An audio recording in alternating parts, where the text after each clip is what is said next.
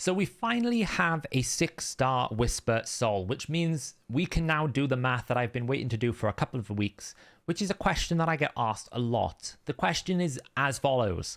Hey Sav, I just joined the Church of Whisper. I just got my 6-star Whisper Soul. It's been a growing movement, the Church of Whisper. If you haven't signed up yet, you should definitely sign up to the Church of Whisper. Whisper is crazy good. She is probably, outside of Acrisia and Gnut, I would say, the best boss killing champion in the game, in my personal opinion. She's so good. But the question they ask me, I got Whisper, I got her to 6-star. What do I pick? Do I pick Phantom Touch or do I pick Crushing Rend? Which one gives me the most damage? Which one should I go for? And then also the other question that I get asked is, should she go in Relentless or should I put her in Lethal? That's the questions we're going to answer in today's video. Now, a brief just summary of why she's really good for boss killing. She has an absolute cannon of a nuke on the A2. She'll attack one enemy. She places increased attack and increased crit rate on herself before attacking, which means you can always run 70% crit rate and push stats into attack and crit damage. She self-buffs increased attack, so she doesn't need support for that role. If the target she is attacking has weaken, then she will ignore all of the target's defense, which is especially powerful for high-end content where the targets have 14,000 defense, 12,000 defense, 6,000 defense. You can really get some absolute bonkers numbers from this A2 specifically. I use this champion to beat all of the Doom Tower bosses that she's relevant to. She's good in Dark Fae. I use her to beat Shogun. I used to use her in Sand Devil 7, but since they've changed the oil rates, I only farm stage 25 now in Sand Devil. I don't use her for that role because the setup is much harder. I use her in Hydra. I pretty much use her in the faction wars. She carries the faction wars. She's better than Faceless. She is used in Fire Knight normal for me. She is an absolute monster because of this ability, but that is not really what makes her such a great boss killer. What makes her a great boss killer is her ability to rotate back round to this ability more than anything else. Because on the A3, she's going to attack one enemy 2 times. That is going to grant her an extra turn if the target is under decreased defense and weaken, which 9 times out of 10 you are aiming to do. It's on a 4-turn cooldown with 30% books. Her A1 can give you a chance to place weaken on a 75% chance. I prefer to run her on low accuracy and bring someone else for the weaken. It's more by preference rather than trying to force the weaken with her A1, because often you want to make sure they always got the A2 going out. Her passive is really what pushes her over the edge. She has a 10% chance of getting an extra turn whenever she lands a critical hit, just flat. She'll also increase the damage she deals to all bosses by 20%. It's a flat multiplier. So what you end up getting is, not only do you get a guaranteed extra turn, you also have a 10% chance whenever she crits, she's going to get an extra turn. Then if you put her in Relentless, as an example, you've got a chance to get an extra turn. You are constantly rotating abilities. I've seen Whisper in some live streams. If you go watch my live streams, you'll see her at times just doing 8 turns, 7 turns, 6 turns. She can pretty much take down a head on her own if she gets a good set of rotations. We also have a 29% attack aura. It's really strong. So the real question is, this naturally ignores all defense. You might be wondering, Saf, why does Crushing Rend matter? I don't need to ignore any more defense. I already ignore all the defense. Well, the multipliers for the A3 and the A1 can add up to substantial damage. And the other question really comes into it is, do we want to actually boost the damage of these 2 abilities, considering that this is always going to be kind of like a fixed figure? You know, you can't really, there's no sets really apart from more stats that are going to make this stronger. Now, the only good thing I will say is most boss killers have a hard cap. Let's take, for example, a Gnut, who is probably the premier single target, one-hit wonder boss killer in the game now. It's kind of overtaken Acrisia for me because of this A3 ability. You know, when you're in a situation where you just need to kill the boss as soon as possible, Gnut will do it better than anyone else in the game because he's got 3 attacks. Each hit will do damage based on the enemy max HP, which means because of the high-end content capping enemy max HP by 10%, this is going to do 10 times 3 attacks. So you're going to do 30% of the boss's HP. And because you do 30%, you can also proc things like Cycle of Violence, which procs and reduces the cooldown of an ability by 1 turn when you exceed 30%. Exceed is wrong. It's when it's 30% or higher. So exceeds or equals 30% is what this should really say. So he ends up, when you put him in Reflex, being able to cycle this a lot and you will kill things really quickly. Now, what's really powerful about Whisper is this is not capped. Whereas Gnut's A3, once you hit the cap of the 10% of the boss's maximum HP, you can't make it do any more damage, right? You can't put more defense, you can't put more crit damage, you can't put more weaken, you can't do anything. Once you hit that 10% limit, that is it. Now, it's easier to get to the 10% limit with someone like Gnut. If you've got decreased defense and weaken, you probably only need something like 150% crit damage. The build is a lot easier to hit the high numbers. But with Whisper, I can just push more stats. If I can get an extra 500 attack, an extra 20% crit damage, an extra little bit of this just keeps getting stronger and stronger and stronger. She can out damage those max HP champions in a rotation. Not necessarily on an individual skill basis, but in a rotation is where she can. And that is the key thing with Whisper. She is a rotational based champion. So the question really comes into it then, well, if she is rotational, should you sacrifice Relentless to make the A3 and the A1 more powerful rather than just trying to get back to your A2? Should you therefore then also, knowing that you don't need to ignore defense on the A2, actually push for crushing Rend so the A3 and the A1 is stronger? And that's kind of like what we're going to talk about in this video. I've got a lot of math to show you. I've run the numbers, and some of the numbers are surprising and some of them are not. So just before we jump into that, let me just show you what the build that I've got here is at the moment. We're currently running her in Relentless Cruel. Basically as much damage as I can get her in Relentless set. She is decked out with some of my best gear for the Night Revenants. We finally managed to get ourselves a crit damage with crit rate, double crit damage here. This is not a great piece. Ideally, I'd want to push extra rolls towards attack to really maximize the attack in her build. We do have a quad roll attack ring here on 29%, a bit low roll, but it's pretty good. It's not much better else I can get right now. It did roll flat defense. That could be an extra 80 attack, for example. So if we end up getting a triple roll attack percentage ring with attack ascension, then this becomes better than this ring, because essentially 80 attack is not going to equal one roll. We also have an attack triple roll banner with accuracy. Accuracy is actually quite good here if you did want to build your weaken into the kit. Attack, and with attack, this is as good as it's probably going to get here. We have some pretty powerful accessories. The chest is not great, but actually getting good cruel gear is really hard. We do get attack with crit damage, which is nice. Crit damage, speed. This is really, really good. Attack percentage with crit rate, triple roll, really, really good. This piece is as good as it's going to get, really. I mean, it's crit damage, crit rate, speed, triple attack percentage. This is what I would call a big build. This isn't a good build. This is a really, really strong build. We have her at the moment with Phantom Touch for this. And then I've just built her with defensive stats because she is quite squishy. So I've given her a little bit of defensiveness. You can see here she has got like a really low base defense at 793. That puts her around about 7.5k attack, 321% crit damage with 191 speed. The Blessing Awakening gives you so much power. Look how much we're getting here. 25% extra crit damage, 10 speed, 500 attack. That helps tremendously with pushing her build to an extreme kind of situation. And we're still not finished with, in terms of like accessories, we can get so much more power there as well. And also area bonuses will improve this as well. For example, if we look at Fire Knight, we can see I get an extra 14 speed because of the Fire Knight's speed situation here. 327% crit damage because I've got crit damage. We get more ignore defense as well. So what we really want to look at is, what is the difference between lethal and relentless? What is the difference between crushing Rend and Phantom Touch? And also, if we start building in things like the area bonuses, does it have a difference? If I have more area bonuses, does it make one set or another set better? So let's just lay out what I did to calculate these numbers, just so that everyone is on the same page in terms of how I collected it. The numbers on screen will probably scare you. You don't need to worry about them right now. All you need to do is kind of like just pay attention to how I've calculated this so you're on the same page as me.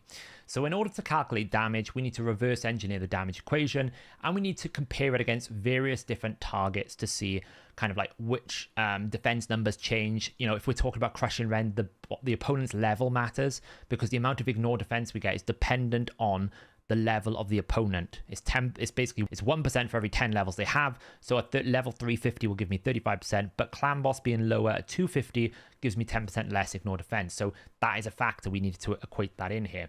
What I've done here is I've basically picked what I would call the farmable stages for what I would say is an end game, late game scenario. So I've included the boss that you will kill on rotation 3, which is Dark Fae 120. The boss that you would kill on rotation 2, in my opinion, is the Griffin. And then for Scarab, I don't use Whisper, and I would use someone like Uros, so I haven't included a rotation 1 boss, but I think 2 bosses is a good comparison here. We've got Clan Boss on Ultra Nightmare stats. We've got all of the stages of Hydra, because I think that is quite relevant for a lot of people, because you might choose to use your Whisper on a lower difficulty, even at endgame. We've got stage 25 of Sand Devil, stage 24 of Shogun, because most people will run Shogun with GNU, and that is better on stage 24. 25 is a lot harder. Then we've got Spider Hard 10, Fire Knight 10, Dragon 10, Ice Golem 10. Obviously, we're trying to run her in a Fire Knight Hard 10. We know Fire Knight Hard is really difficult, but I've just got it here for the sake of having Fire Knight Hard in. And then we've got stage 25 for all the normal stages. So I've mapped out their levels. Then what I've done is I've pulled out their highest and lowest defense, which I've only pulled out low really for the Hydra. I'm only really comparing the worst case scenario, which is the highest defense possible.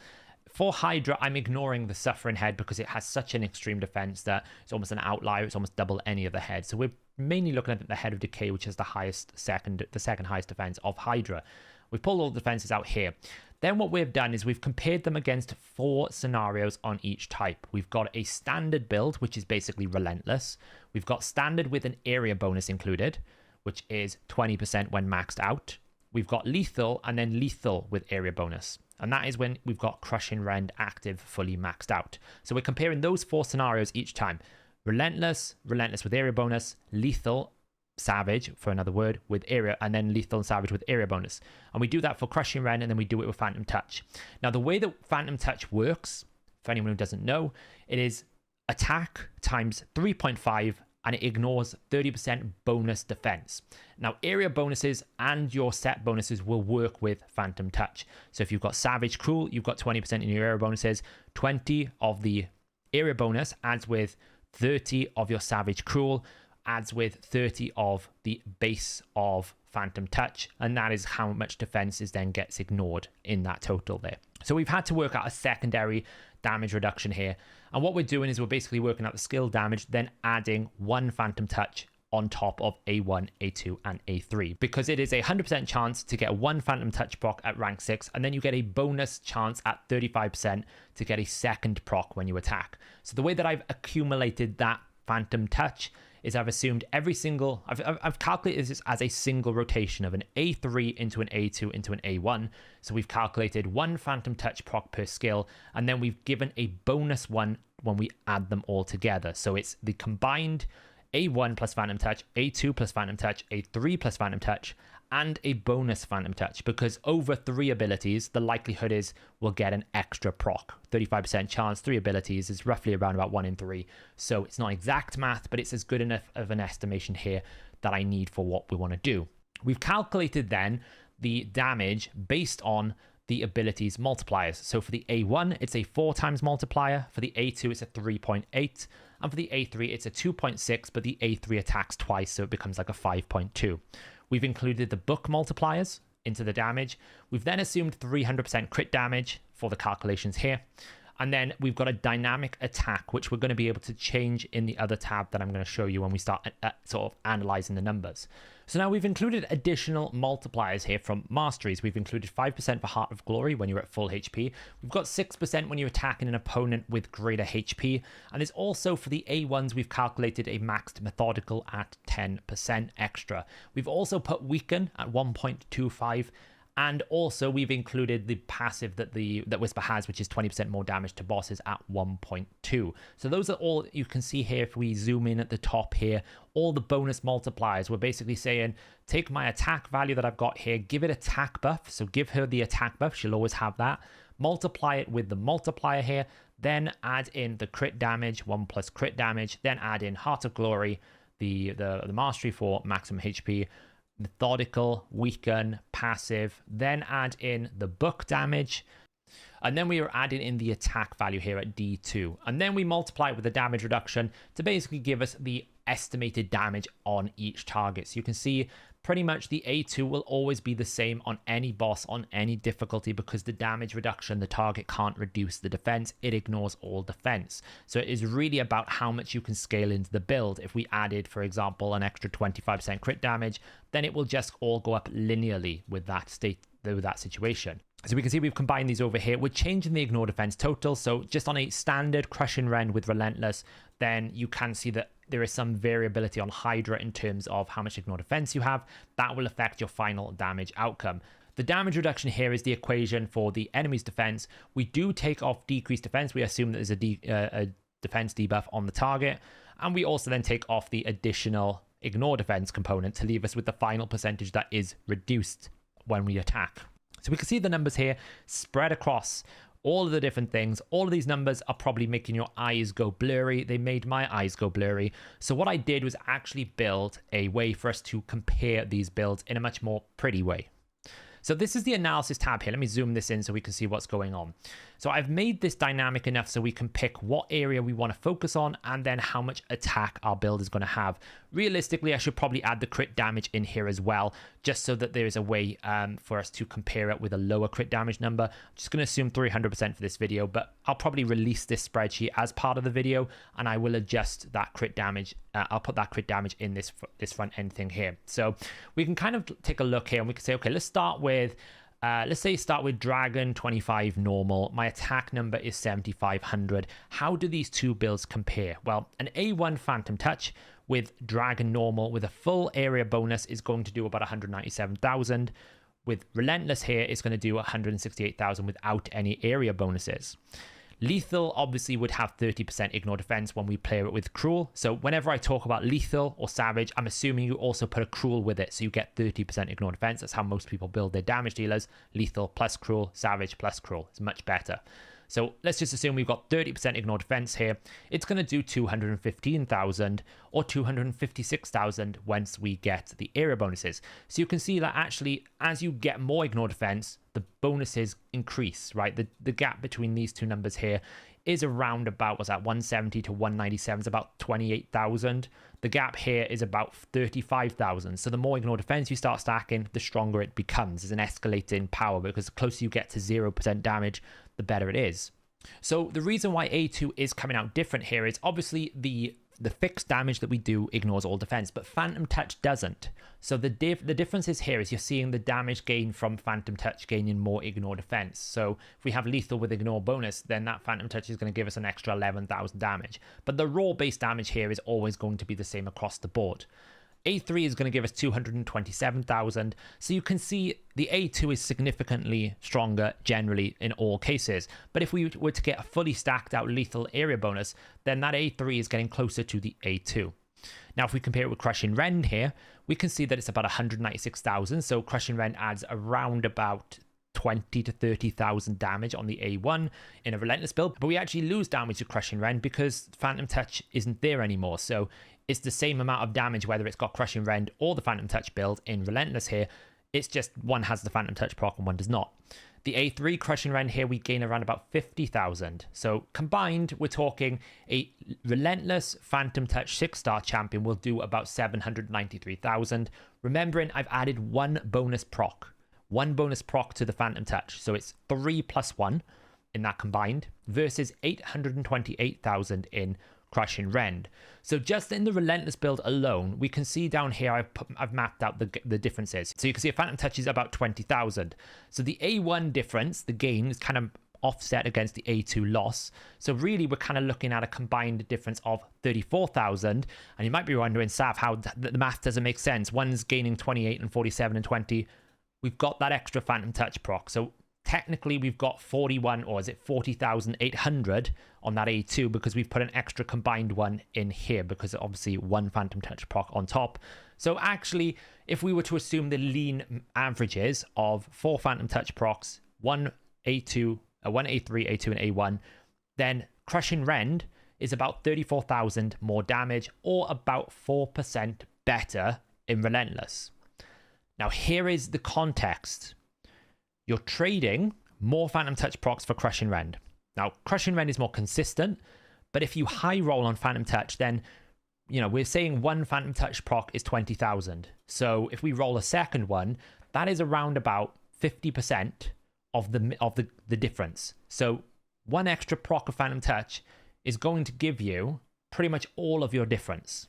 So the question you have here, first question, should I go with Phantom Touch or Crushing Rend? In Relentless, it depends if you want consistency, which would be Crushing Rend, or if you want more variability, which would be Phantom Touch. Because if you high roll these Phantom Touch procs, it will overcome this difference. Because if you get one extra roll here, then you're going to basically say, this is probably going to be, instead of that number there, we're going to take another 20,000 off. We're going to add another 20,000 to the difference. It's now only 14,000. It's still stronger, but very, very minor. So how does it matter with area bonus? Does that make a big difference? Well, we can see it adds about 2%. Why? Because we only gain a little bit more damage for Phantom Touch because the base Phantom Touch multiplier is quite low at around about 3.5 multiplier. It's just generally, it's a low value here. So we're only getting about 24,000 difference, but we are going to gain 20% ignorable defense on the A1 and the A3. So we're adding around about 15,000 damage here. So we move up to 6%. So the next question then is, okay, do I ditch my Relentless gear and go lethal and really kind of push my damage out? Keeping in mind that Relentless has a lot higher chance to activate on Whisper, because essentially all those guaranteed extra turns and that 10% chance on a passive means that every single time you roll an extra turn, you have another chance to roll a Relentless proc. So Relentless is all about opportunities. How many opportunities do you have to roll a positive outcome on the dice? If you can actually run more turns into your run, if you can take more actions, then Relentless will become more powerful, because essentially you're increasing the opportunity odds of you getting another Relentless proc. So that is something to keep in mind when we're comparing this. But essentially, lethal does substantially increase the damage output on these builds. We can see here that we're going from 168,000 on Relentless to 215,000 on an A1. The Phantom Touch on the A2 is the only difference. So lethal doesn't improve the damage of A2. So we can kind of see that there's very marginal gains there. It's all about the fact that you're increasing the ignore defense component of Phantom Touch. And then on A3, we go from 227,000 to 289,000, basically 290,000. So it is a big step up. Overall, as a comparison, we go from 793,000 to 914,000 of a combined without area bonuses. Obviously, if we include the area bonuses, well, now we're going up to 256, 389, and 345. This is where that A3 gets closer to the A2, and we are now doing a combined 1 million. So a lethal build with full area bonuses is going to do around about 200,000 more than a Relentless without area bonuses in the Phantom Touch build. If we go down in the Crushing Rend build, well, the gap widens further, even to the extent now that A3 is beating the A2. The A3 becomes your more powerful ability when you've got the area bonuses maxed out. When you don't have them, pretty much breaking even. So this is where a lot of feedback has come to me, especially from someone like Dutchy, who is in my Discord, in my live chats all the time, saying this A3 hits really, really big. You know, it's got 30% books. It's got a better multiplier. You can see that being reflected in the numbers here. Now, the question really comes to mind, knowing that the A3 is a longer cooldown, is it worth the sacrifice of the extra turns? That's really the question we're going to have to answer here. But essentially, when you're in lethal with full area bonuses, you're getting 312. If you remember, the first comparison we did was non-lethal, no area bonuses, was 168,000 on an A1. This is now 312,000. Again, the A2 actually weaker than a Phantom Touch build because you can't improve the A2 damage. The A3 here is at 436,988. Again, comparing to 227,000. So it's near enough, like 80% stronger than the Relentless build. And combined, we're at 1.1 million as a full rotation versus 793,000. So basically 800,000 versus 1,100. So it's about 300,000 more. All in all, where does that kind of sit us? Well, basically, we can kind of look at this last row here. This is the row that really matters. We're basically saying that 8% is the difference.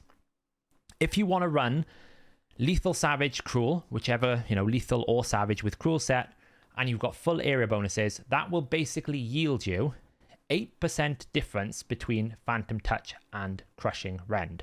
So that would make Crushing Rend better than Phantom Touch when you index completely into ignore defense. So what I actually realized when I was just recording this video is we've compared only the blessings right now. And what the blessings basically tell us that Crushing Rend gets better as you add more ignore defense. If you don't add an awful lot of ignore defense, if you stay in Relentless, then realistically in this dragon difficulty, you're only gaining about 4%. So if you get 1 or 2 Phantom Touch, then you have the opportunity to high roll.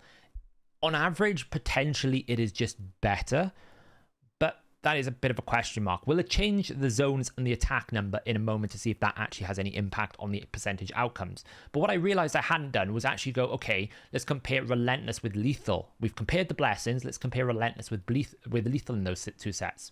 So what we've done is we basically said, okay, let's take the standard Relentless damage in Phantom Touch and minus the standard in Lethal. Right, so we're comparing Phantom Touch standard versus standard touch lethal, Relentless versus lethal. We've then also done an area bonus sort of comparison. Then we can compare the Crushing Rend version, which is the Relentless Crushing Rend versus the lethal Crushing Rend, and then also compare it with the area bonuses. So we can get an exact difference between Relentless versus lethal here. So we can see that actually there is a big damage difference, which you would somewhat expect here, because obviously if you run lethal, you're going to get a lot more ignore defense. You're going to make those A3 and A1s a lot stronger. So let's just do a first quick comparison here. We can see that the Relentless Phantom Touch versus lethal on the A1 is about 46,000. The A2 is 6,000, mainly because of the Phantom Touch proc here. So basically the Phantom Touch gets a bit stronger by about 6,000, and then the A3 is about 62,000. So combined difference between a Relentless build without area bonuses and a lethal build is about 121,000 or 15% more damage. When we look at the area bonuses included, it goes up a bit more. It goes up by 30,000. So that 20% ignore defense adds 30,000 more. We go up to 18%. Now, if we include Crushing Rend into the conversation, obviously more ignore defense is always better. It's additive together. It gets really strong. We can see that the A2, it adds no value. There is no difference between the A2. But for the A1, when we have no area bonuses, we go to 61,000, 77,000 when there's area bonuses. But particularly the A3, when there's area bonuses, we're getting 100,000 more, 108,000 more. So combined differences here is 146 and 186,000. So lethal is adding around about 20% when you're fully decked out. Combined with the Crushing Rend outcome here, so you can kind of see like you're actually going to gain a lot more damage by going Crushing Rend lethal. But here's the catch-22.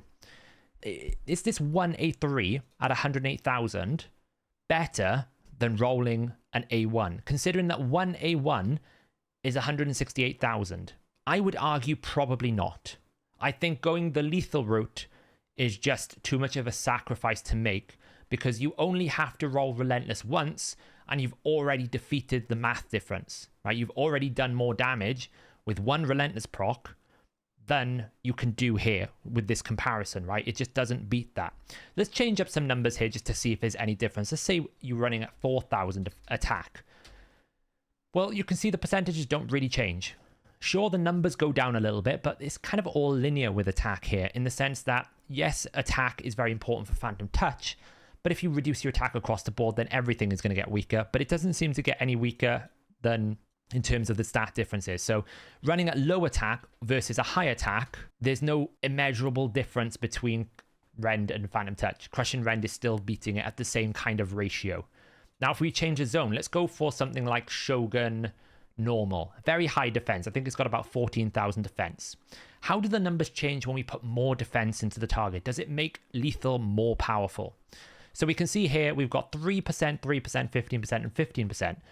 And if we compare it back to the drag normal, that has gone up. So the higher the defense, the better Rend is getting. That makes sense. If I need to ignore more defense, then I'm going to gain more damage. That puts it at about 25% for the lethal build, or around about 12% here if you're running the Phantom Touch, right? I would always say Crushing Rend with lethal, Phantom Touch with Relentless, because Phantom Touch is all about opportunities. With Relentless, it's all about opportunities. It kind of makes sense, right? Crushing Rend lethal seems to be the more consistent build. Phantom Touch with Relentless seems to have higher potential. So for a extremely high defense, I would suggest that it only makes the lethal build stronger. Now let's go the other way, and let's go in extremely low defense on Clan Boss Ultra Nightmare. Obviously famed as one of the best places to get rewards, has a very low defense at 1,520. Well, you can see that's when Relentless with, let's just put this back to 7,500. This is where Relentless and that lethal build falls off. Lethal is technically doing a little bit of work still. It's still a little bit better, but it's nowhere near as strong as it was. You can see that right now Phantom Touch is better across the board. You can see that just straight away. Phantom Touch is just going to do more damage because you can really scale and get more damage that way. There's not a lot of ignore defense to be had. Now, technically, we're still seeing some damage differences between the lethal and Relentless build, but it's far smaller. We're talking 44,000 here. We're talking 76,000. We're not talking the 200,000 we were talking before. It's significantly smaller.